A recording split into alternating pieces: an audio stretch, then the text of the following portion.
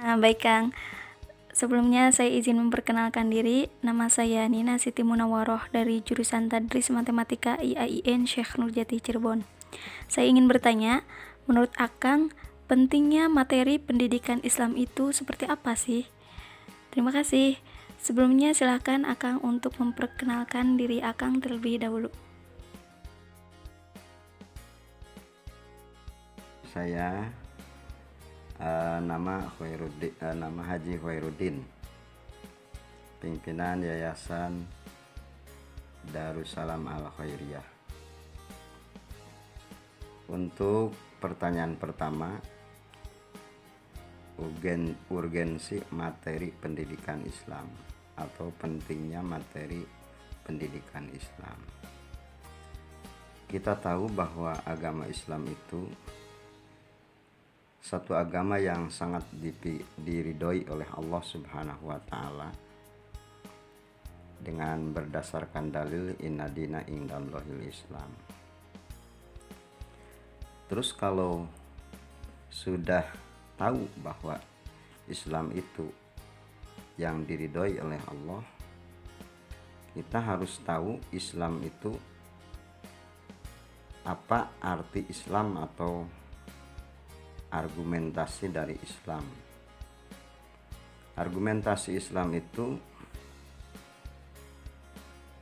al-inqiyad li ahkami syariah, bahwa Islam itu yaitu nurut atau taat kepada hukum-hukum syariat.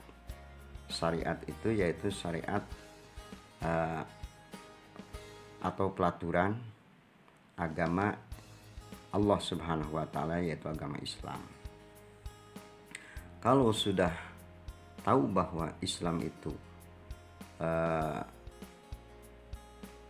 al-inqiyad li ahkami syariah, atau ada lagi yang mengatakan al-Islam al-amal, Islam itu pengamalan. Jadi bukan hanya mengaku Islam atau KTP Islam, tapi Islam itu harus diamalkan. Bahwa dalam Islam itu ada kewajiban sholat, ada kewajiban zakat, ada kewajiban puasa dan lain sebagainya. Itu bisa mentaati kepada pelaturan, baik itu sholat, bisa mengerjakan sholat atau bisa sadar melaksanakan sholat, bisa sadar mengeluarkan zakat, bisa sadar mengerjakan puasa dalam bulan Ramadan dan munggah haji ke Baitullah. Itu dari materi pendidikan Islam. Kalau tidak ada materi, itu kan bisa-bisa jadi dolal atau sasar. Makanya penting pendidikan atau materi pendidikan Islam. Jadi kita bisa dikatakan, bisa dijadikan materi pendidikan Islam itu jadi menjadikan dasar untuk akidah dalam Islam, supaya sadar melaksanakan syariat-syariat dalam hukum Islam. Nah, kalau cakupan materi pendidikan Islam itu apa saja ya Kang? Cakupan materi pendidikan Islam atau menyeluruh materi pendidikan Islam. Alhamdulillah dengan adanya kepentingan pendidikan itu bisa mencakup, juga bisa merata materi-materi Islam di setiap pelosok, baik itu di pesantren, di madrasah, di masjid-masjid, musola-musola.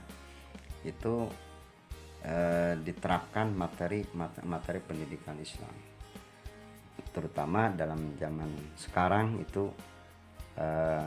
Kalau tidak didasari oleh materi Islam, itu akan hancur, dari mulai pendidikan PAUD, TK, terus kalau di pesantren itu ada TVA, MDTA itu harus memakai materi pendidikan Islam, bisa menyeluruh.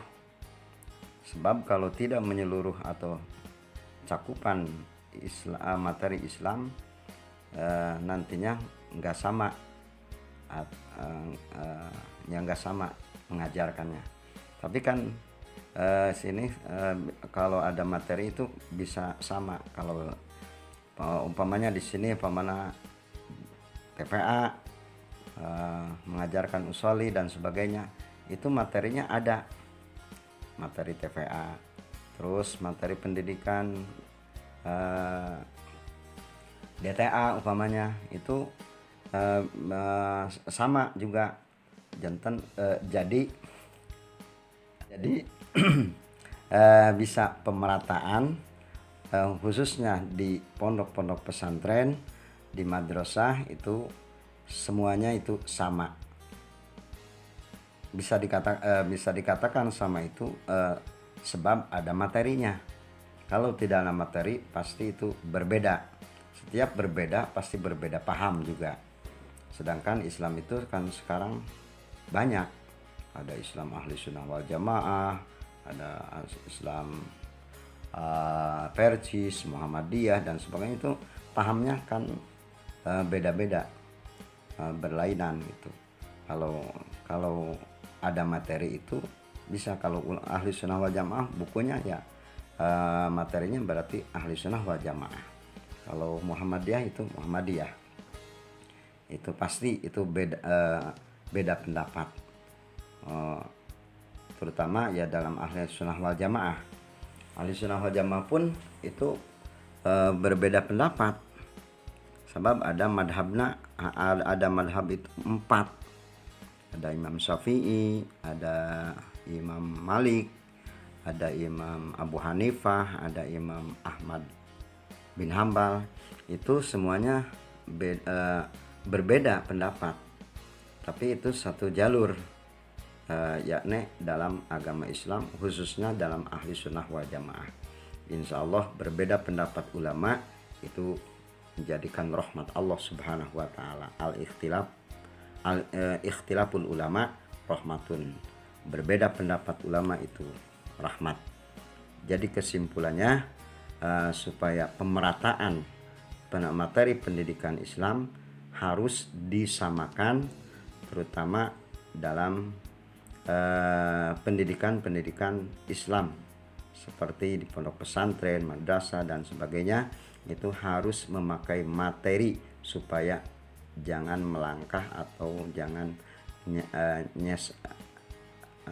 sasar atau ulak belok. Jadi nggak sama pendapat. Supaya sama pendapatnya maka harus memakai materi. Oke, kemudian manfaat dari materi pendidikan Islam itu apa? Manfaat materi pendidikan Islam, manfaatnya luar biasa. Kita sesudah mengetahui manfaat dan keseluruhan materi, kita manfaatnya materi pendidikan Islam. Dalam Islam itu luar biasa, terutama dalam pendidikan Islam. Manfaat materinya itu diantaranya kita bisa dinyatakan seperti di madrasah itu bisa membaca Quran, bisa membaca Al-Quran, bisa membaca Arab dan sebagainya, itu bisa membaca. Dan praktek ibadahnya juga bisa wudhu, bisa sholat dan lain sebagainya. Itu manfaat dari materi. Sholatnya itu ada syaratnya, ada rukunya, ada pembatalannya dan lain sebagainya. Wudhu juga sama, itu ada syarat dan rukun. juga ada pembatalannya. Itu bisa diketahui oleh anak-anak didik. Nah, itu diketahui dari materi. Manfaatnya luar biasa. Jadi bisa menghasilkan atau bisa menyadari anak-anak itu bisa melaksanakan ibadah, baik itu pembacaan Quran ataupun ibadah-ibadah yang lainnya seperti sholat dan sebagainya. Itu manfaat dari materi pendidikan Islam.